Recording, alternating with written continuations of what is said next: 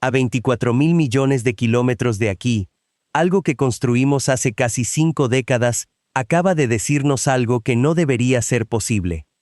Los propulsores responden. La antena sigue apuntando hacia la Tierra. La energía llega donde tiene que llegar. Pero los datos no coinciden con la realidad. La máquina nos dice que está en un lugar. Y, al mismo tiempo, nos dice que está en otro. Se llama Voyager 1. Y durante meses, ni los ingenieros más experimentados del Jet Propulsion Laboratory pudieron explicar por qué su propia voz, desde el borde absoluto de lo conocido, dejó de tener sentido. ¿Qué pudo alterar la mente de una sonda que lleva casi 50 años funcionando casi sin fallos graves?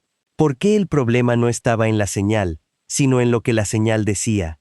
¿Y qué significa que la única voz humana activa en el espacio interestelar haya empezado, de la nada, a hablar en un idioma que no reconocíamos?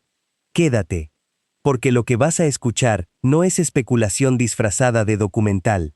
Es exactamente lo que ocurrió, tal como lo vivieron, en tiempo real, los ingenieros que hoy, décadas después de construirla, todavía luchan por mantener con vida a esta nave. Porque esta historia no termina con una explicación simple, termina con una pregunta mucho más grande, sobre lo que realmente hay ahí fuera, en la oscuridad que separa las estrellas. Para entender por qué esto es tan grave, hay que entender dónde está exactamente Voyager 1. No es un satélite. No orbita ningún planeta lejano. Es, en este momento, el objeto construido por manos humanas más distante de la Tierra. Lanzada el 5 de septiembre de 1977, su misión original era sobrevolar Júpiter y Saturno, aprovechando una alineación planetaria que solo ocurre una vez cada 176 años. Cumplió esa misión con una precisión asombrosa, y en lugar de apagarse, siguió volando.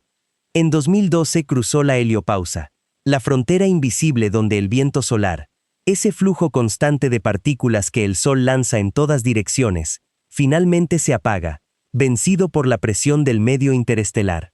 Desde ese momento, Voyager 1 dejó de estar dentro del sistema solar. Entró en el espacio real entre las estrellas, un territorio que ningún objeto humano había tocado antes. Y ese detalle lo cambia todo.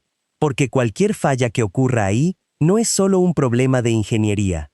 Es la primera vez que la tecnología humana se enfrenta, cara a cara, a un entorno que hasta entonces solo conocíamos en teoría.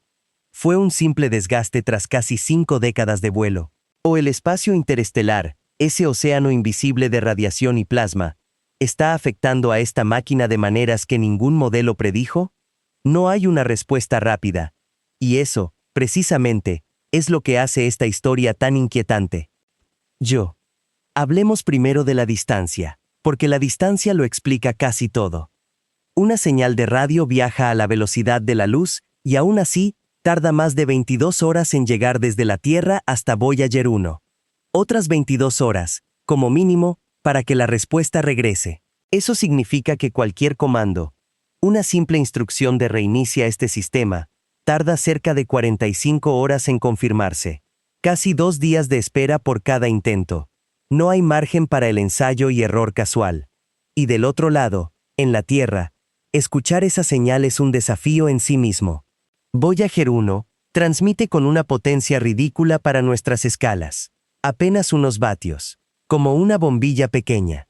Para captarla, la NASA depende de la Deep Space Network, una red de antenas gigantescas repartidas en California, España y Australia, algunas de hasta 70 metros de diámetro. Lo que llega a esas antenas no es voz ni imagen. Son variaciones minúsculas en la frecuencia de una portadora de radio, codificadas en unos y ceros, que después se traducen en temperatura, voltaje, orientación, estado de cada sensor. Cuando decimos que la señal se volvió extraña, no hablamos de un sonido dramático. Hablamos de números que, de repente, dejan de tener sentido físico. Dentro de la nave, solo 3 computadoras sostienen ese hilo de comunicación, el CCS, que gestiona las operaciones generales, el AAX, encargado de mantener la antena apuntando con precisión hacia la Tierra, y el FDS, el sistema de datos de vuelo, que empaqueta toda la información científica y de ingeniería antes de transmitirla. Entre las tres, comparten apenas 69 kilobytes de memoria operativa, menos que una sola fotografía moderna de baja resolución. Con eso, y solo eso, se sostiene nuestra única línea directa con el espacio interestelar. Y fue justo ahí, en ese frágil equilibrio de hardware de los años 70, donde empezaron los problemas. La primera señal de que algo no iba bien llegó en 2022. El AX comenzó a enviar telemetría que, simplemente, no podía ser cierta. Los datos describían un estado físico imposible, como si la antena estuviera perfectamente alineada con la Tierra, y al mismo tiempo, apuntando hacia ningún lugar coherente del cielo. Lo extraño no era solo el error, era que todo lo demás seguía funcionando con normalidad. La señal de radio llegaba estable. Los instrumentos científicos seguían operando. La nave, en la práctica, parecía estar bien. Solo su voz, los datos que describían su propio estado, se había desconectado de la realidad. Los ingenieros del JPL tardaron meses en encontrar la causa, y cuando la encontraron resultó casi surrealista. El AX estaba transmitiendo su información a través de un computador de a bordo que llevaba años inactivo, uno que no debía usarse para eso. Nadie lo había ordenado. Enviaron la corrección. 45 horas de silencio. Y la telemetría volvió a la normalidad. Caso cerrado. O eso creyeron. Porque en noviembre de 2023 ocurrió algo mucho más grave. Y esta vez no hubo una explicación rápida. El FDS dejó de enviar datos coherentes. En su lugar, la Tierra empezó a recibir un patrón repetitivo. La misma secuencia de unos y ceros. Una y otra vez, sin variación, sin sentido. No era ruido aleatorio. Era, literalmente, como si la nave estuviera atrapada repitiendo la misma sílaba en medio del vacío, incapaz de decir nada más. Durante meses, meses reales, no una metáfora, la humanidad estuvo efectivamente sorda respecto a la única sonda activa en el espacio interestelar. Los datos científicos sobre el plasma y los rayos cósmicos que la rodean seguían generándose, pero no podíamos leerlos. Imagina la escena en el JPL.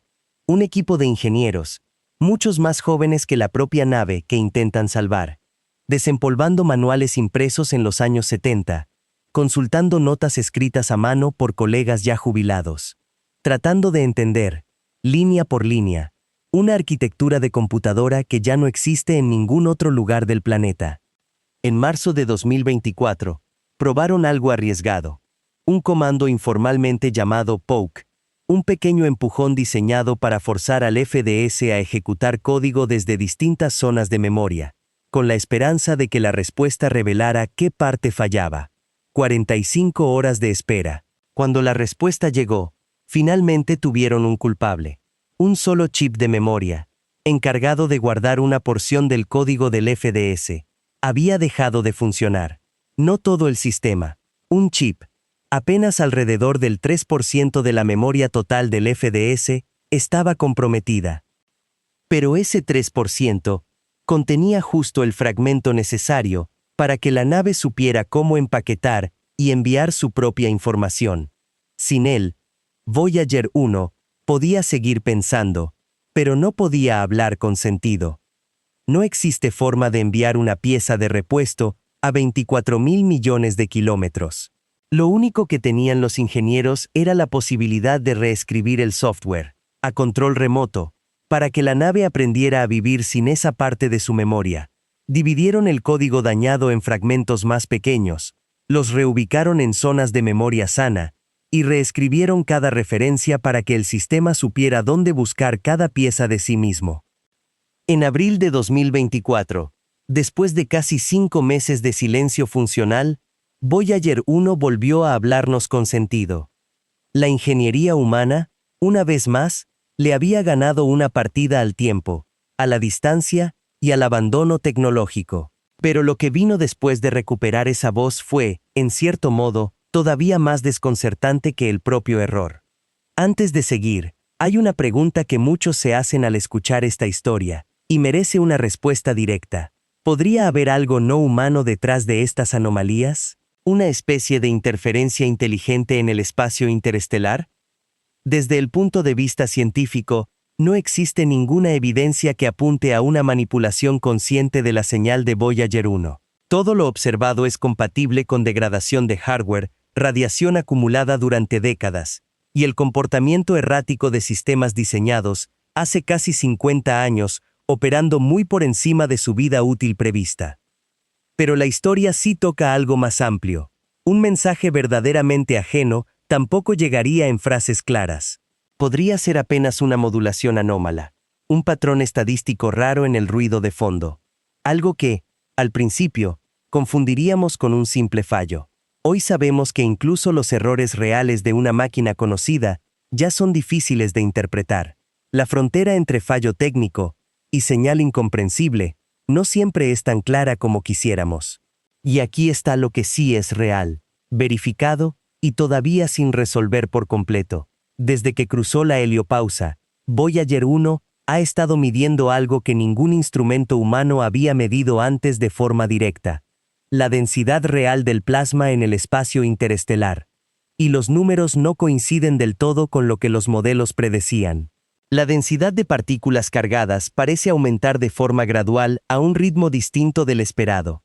En 2021, un análisis de las ondas de plasma captadas por la nave, publicado en la revista Nature Astronomy, describió incluso un zumbido tenue y constante en el medio interestelar, una vibración de fondo que los instrumentos registran de manera continua. Esto no significa que haya algo vivo ahí fuera. Significa algo más incómodo: que nuestros modelos del espacio entre las estrellas, construidos durante décadas a partir de observación indirecta, no describen del todo bien el territorio real. Y hay más. Cuando Voyager 2 cruzó su propia heliopausa en 2018, 6 años después de su nave hermana, lo hizo por un punto diferente del espacio. Y las condiciones que encontró no fueron simétricas a las que Voyager 1 había medido. Esto ha llevado a varios equipos de astrofísicos a cuestionar el modelo clásico de la heliosfera, esa forma de cometa, con una larga cola detrás del Sol, y a proponer que la burbuja que protege a todo el sistema solar podría tener una geometría más compleja, quizás más redondeada, de lo que se pensó durante generaciones. ¿Por qué importa esto? Porque la heliosfera no es solo una curiosidad geométrica, es un escudo.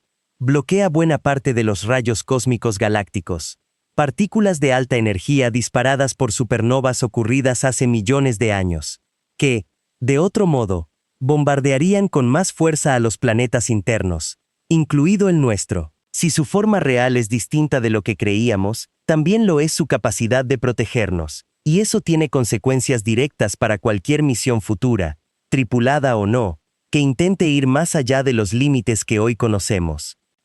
Hay incluso una hipótesis, todavía debatida y lejos de ser consenso, que sugiere que el sistema solar podría estar acercándose al borde de la llamada nube interestelar local, la región de gas tenue que atravesamos desde hace decenas de miles de años. Si eso fuera cierto, en una escala de tiempo que se mide en milenios, las condiciones que hoy nos protegen podrían empezar a cambiar.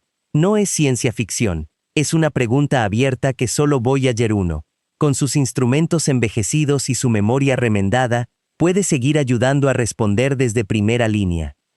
Y aquí es donde la historia se vuelve una carrera contra el tiempo. Los generadores termoeléctricos de radioisótopos que alimentan a Voyager 1 pierden alrededor de 4 vatios de potencia cada año. Uno por uno, los ingenieros del JPL han tenido que apagar instrumentos para estirar la vida útil de la nave. Instrumentos que, una vez apagados, no volverán a encenderse jamás.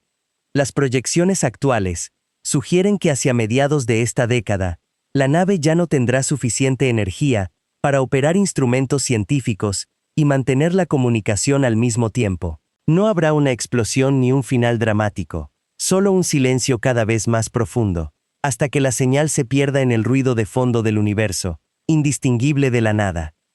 Hay un objeto, a bordo de esa misma nave, que sobrevivirá mucho después de que la última señal de radio se apague. Se llama el disco de oro. Un disco de cobre bañado en oro, diseñado en 1977 por un equipo liderado por el astrónomo Carl Sagan.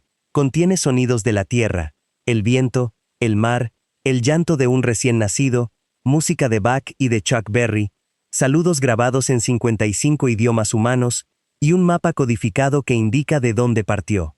No fue pensado como un intento serio de contactar a una civilización extraterrestre, sino como un gesto, una botella lanzada al océano cósmico, sin certeza de que alguna vez llegue a una orilla. Cuando la señal de radio finalmente se apague, quizás en esta década, quizás en la próxima, Voyager 1 no dejará de existir. Seguirá viajando, silenciosa, a más de 60.000 kilómetros por hora, durante cientos de miles de años. Dentro de unos 40.000 años, pasará, a una distancia todavía inmensa en términos humanos, cerca de una pequeña estrella llamada Gliese 445, en la constelación de la Jirafa. Para entonces, nadie en la Tierra recordará el nombre de los ingenieros que en 2024 reescribieron su código a control remoto para salvarla. Carl Sagan escribió: mirando la fotografía que la propia Voyager 1 tomó de la Tierra desde más de 6.000 millones de kilómetros de distancia, esa pequeña mota azul pálida, que todo lo que alguna vez importó en la historia humana había ocurrido sobre un punto de luz casi imperceptible. Lo que Sagan no pudo saber entonces es que, décadas después, esa misma nave nos enseñaría que ni siquiera conocemos del todo la burbuja que protege ese punto de luz.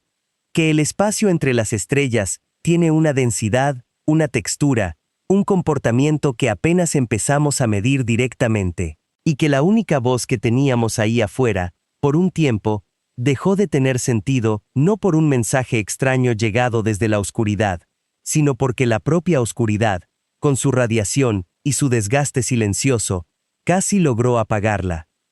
La anomalía de Voyager 1 no fue una señal alienígena. No fue una prueba de vida inteligente. Fue algo más incómodo. La prueba de que enviar una parte de nosotros mismos, aunque sea una máquina de casi 50 años, hacia el territorio real entre las estrellas, tiene un costo que apenas empezamos a comprender. Y de que cada vez que creemos haber entendido el universo encuentra una forma silenciosa de recordarnos que el mapa, todavía, no es el territorio.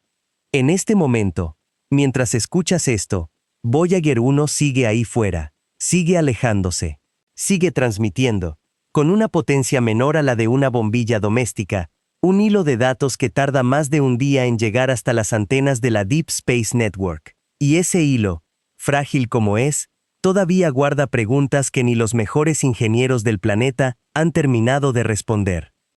Si esta historia te dejó con la sensación de que el espacio entre las estrellas guarda más de lo que imaginábamos, quédate.